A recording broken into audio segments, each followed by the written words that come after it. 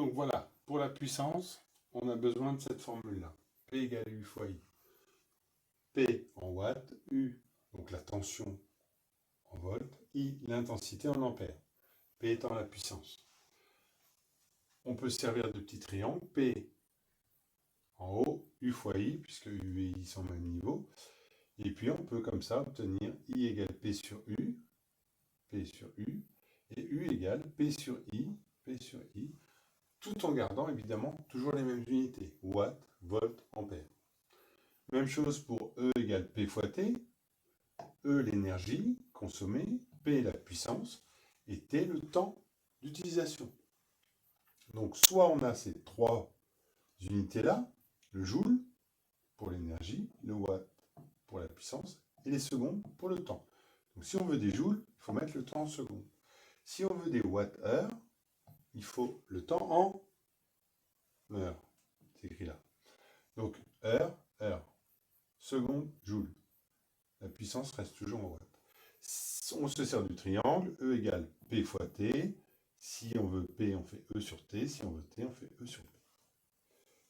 Tout en gardant évidemment toujours ce groupe d'unités. Donc exemple, si on veut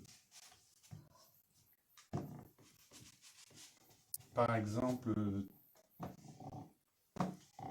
calculer la puissance,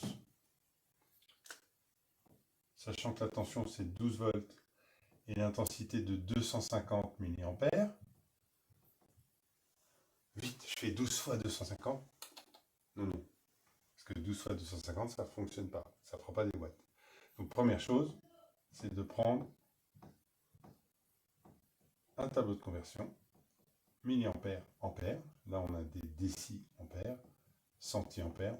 C'est des unités dont on ne sert jamais, mais il y a toujours les colonnes quand même. Donc je cherche quel est le chiffre des unités dans 250. Le 2, bah non, c'est pas lui. Le 2, c'est centaines. Le 5, c'est pas lui non plus, hein, c'est dizaines. Donc c'est le 0. Donc le 0, je le mets dans la colonne milliampères. Et puis je place mon chiffre 250. Toutes les conversions, ça se passe comme ça. Toutes les conversions avec un chiffre par colonne. Mètre carré et mètre cube, c'est autre chose. Mais toutes les autres unités, je mets le chiffre des unités dans l'unité qu'on me donne. Ensuite, je regarde en quoi je veux l'avoir. Donc ici, je veux l'avoir en ampères. Donc je mets un 0 pour aller jusqu'à la colonne ampères. Et je mets la virgule toujours à droite de la colonne. Évidemment, dans la colonne quand même, hein, pas à côté. Donc ça fait 0,250 ou 0,25. 0,25 ampères. Donc là, je fais le calcul, je me jette sur ma calculatrice et je fais 12 fois 0,25. Et là, elle me dit 3 watts. Donc là, je suis content. Et oui, je suis très content. Donc, ça, c'était pour la puissance. Maintenant, je vais regarder ce que ça me donne pour l'énergie. Ce petit récepteur de 3 watts, je vais m'en servir 30 minutes.